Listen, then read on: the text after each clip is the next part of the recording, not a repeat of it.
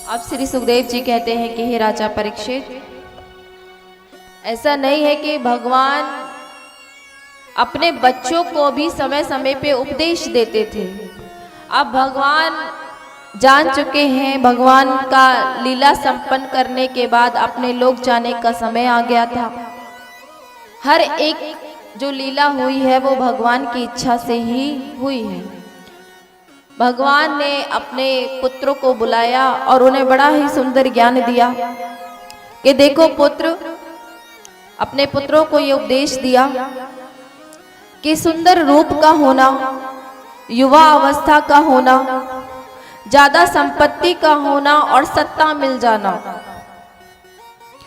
क्या क्या रूप, यौवन, संपत्ति और सत्ता, जिस इंसान के पास ये चार चीजें हैं और अगर विवेक नहीं है तो वो कभी भी गलत कार्य करने से रुक नहीं सकता। पर बच्चे तो बच्चे हैं, वो भगवान की बातें भी सुन रहे हैं और सर नीचे करके हंस भी रहे हैं कि हमेशा पिताजी हमें इस प्रकार का ज्ञान देते रहते हैं। अब जैसे ही भगवान ने कहा, भगवान कहने लगे मैं आपको इसलिए समझा रहा हूं कि रूप की तो आप पर कोई कमी नहीं है, क्योंकि आप भगवान श्री कृष्ण के पुत्र हो। युवा अवस्था तुम्हारी है ही, यौवन में आप परिपूर्ण हो।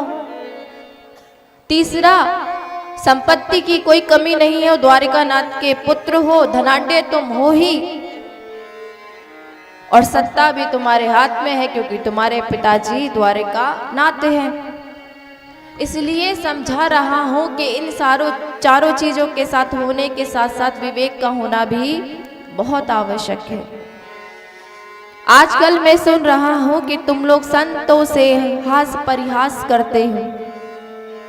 कभी भी संतों को, साधुओं से कभी भी हास परिहास नहीं करना चाहिए, क्योंकि एक सच्चे संत ही हमें भगवान का सतमार्ग दिखाते हैं, भगवान तक उनके मिलवाते हैं, उन तक हमें पहुंचाते हैं।